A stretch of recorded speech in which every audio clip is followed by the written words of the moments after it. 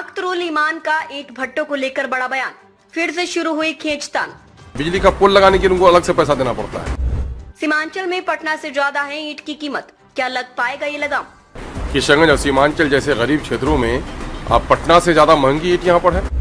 कोयले के दाम भी कम करने की उठाई मांग, प्रशासन से कार्रवाई करने की कही बात। कि यहाँ कोयला सही कीमत पे लोगों को नहीं मिल पाता है।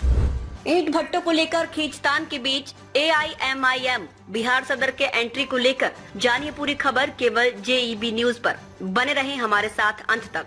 धुएं की वजह से और जिसके बुरादे की वजह से वहाँ लोगों को सांस की बीमारी हो रही है। बताते चले कि ईंट भट्टा मालिकों और ईंट की दर को लेकर किशनगंज में बीते दिनों जो खींचतान, बहसबाजी और आरोप प्रत्यारोप का माहौल बना था, वे अब धीरे धीरे शांत होता दिख रहा है।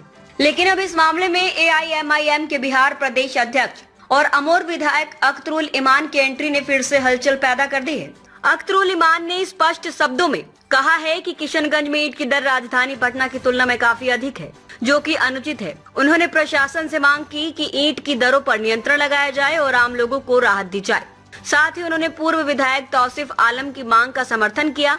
पूरी खबर देखें उससे पहले एक इम्पोर्टेंट मैसेज आपके लिए। क्या आप कमर दर्द, सिर दर्द, माइग्रेन या पूरे शरीर के दर्द से परेशान हैं?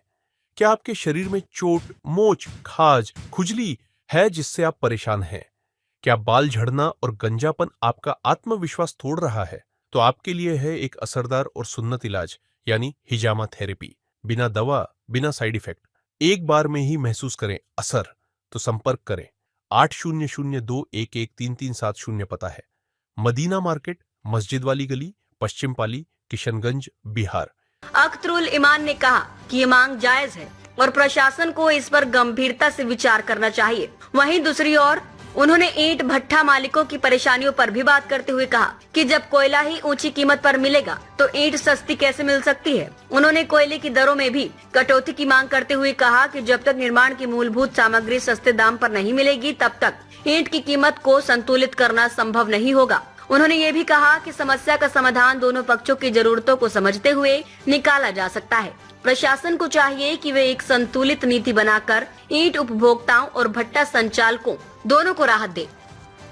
किशनगंज और सीमांचल जैसे गरीब क्षेत्रों में आप पटना से ज्यादा महंगी ईंट यहाँ पर है ना। यकीनन है कि प्रशासन को इस पर तवज्जो देना चाहिए और ईंट की सही कीमत तय हो। लेकिन मैं दोनों तरफ से बात करूंगा कि जो सच्चाई है वो ये है कि यहाँ कोयला सही कीमत पे लोगों को नहीं मिल पाता है। और दूसरा मामला ये है कि ईंट भाटा जहाँ बनाए उनको बिजली प्रॉपर दिया जाए। बिजली का पोल लगाने के लिए उनको अलग से पैसा देना पड़ता है। ईंट भाटा तक उनको सड़कें अलग से बनानी पड़ती हैं। तो सरकारी तौर पर जब आप GST लेते हैं, टैक्स लेते हैं, तो कोयला इनको फराहम कराया जाए सही कीमत पर, और ईंट की जो सही कीमत है बल्कि कंसेशनल कीमत यहाँ पर तय करा करके इस मामले को, इस विवाद को खत्म किया जाना चाहिए। और मैं बड़े अफसोस की बात कहता हूँ, ये ज़माना पोल्यूशन की वजह से लोगों के बीमार होने का है। लगभग सावोडांगी के इलाके में, ठाकुरगंज के हल्के में जाकर आप देखेंगे कि 1.5-2 किलोमीटर के दरमियान में कम से कम 50 बल्कि 100 से जायद है, 3 किलोमीटर के दायरे में 100 से जायद वहाँ पर चिमनी भाटे हैं, जिसके धुएं की वजह से और जिसके बुरादे की वजह से वहाँ लोगों को सांस की बीमारी हो रही है, दम्मा की बीमारी हो रही है लोगों को। वहाँ पर आम, लीची, कटहल, फलदार दरख्तों में फल आना बंद हो गया है और सांस की बीमारी तो आम हो गई है। खेत काट कर लोगों को वक्ती तौर पर कुछ पैसा मिल जाता है उनको, लेकिन उनके नस्लों का नुकसान हो रहा है। सरकार को इस पर देख रेख करना चाहिए कि आखिर क्या मामला है। वो ईंट ले आकर के बंगाल में बेचते हैं। बंगाल गवर्नमेंट अपनी महल तैयार कर रही है और हमारे खेतों को गढ़ा करके इस पर नज़र करना चाहिए। हम ये कहेंगे कि हमारे जो भाटा मालिकान हैं वो भी हमारे अपने हैं, जो खरीदार हैं वो भी अपने हैं। दोनों के साथ इंसाफ होना चाहिए। इनको कोयला सही कीमत पर मिले, सरकारी रियायती दर पर उनको बिजली मिले, और जहाँ जहाँ इनके ईंट भाटे का मामला है सरकार को वहाँ तक सड़क भी बनानी चाहिए। ये वाजिब मुतालबा है। इससे बहुत सारे लोगों को रोज़गार का मामला जुड़ा हुआ है और इस पर होना चाहिए, सही उचित कार्रवाई होनी चाहिए इस पर। और दूसरा मेरा एक मुतालबा और भी है कि साहब यहाँ के इंडस्ट्रीज के नाम पर कोई चीज़ नहीं है, और एक आलू और बालू का मामला है, और यहाँ बालू की वजह से आज तिस्ता का ओवरफ्लो छोड़ा जाता है आपका डोक में। उसकी वजह से हमारी बस्तियाँ कटती हैं, खेतियाँ कट जाती हैं, और बालू का सारा रॉयल्टी सिर्फ सरकार को जा रहा है, और या ठेकेदारों को जा रहा है या दलालों को जा रहा है, बल्कि रॉयल्टी का एक बड़ा हिस्सा ठेकेदार और रंगदार इस पर कब्जा किए हुए हैं।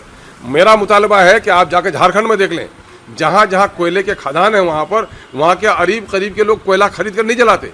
शादी ब्याह के मौके से खदान से उनको 2-4 कुंटल कोयला दे दिया जाता है। तो आज हमारे यहाँ कुछ भी नहीं है, गरीब है, पलायन सबसे ज़्यादा है, फीकस आमदनी सबसे कम है। तो इस गरीब क्षेत्र में आज गरीब मकान बना रहा है।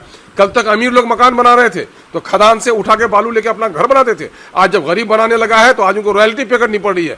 बल्कि सीमांचल के इस खित्ते में गरीब लोगों के मकान बनाने में भी बालू पर कोई रॉयल्टी उनको नहीं देनी पड़े और अवैध जो खनन हो रहा है उस पर रोक लगाया जाए। मैं ये भी मुतालबा करता हूं। पूरी वीडियो देखने के लिए आपका धन्यवाद। अगर आप इस वीडियो को फेसबुक पर देख रहे हैं तो कृपया हमारे पेज को फॉलो करें और यदि आप यूट्यूब पर देख रहे हैं तो कृपया हमारे चैनल को सब्सक्राइब करें।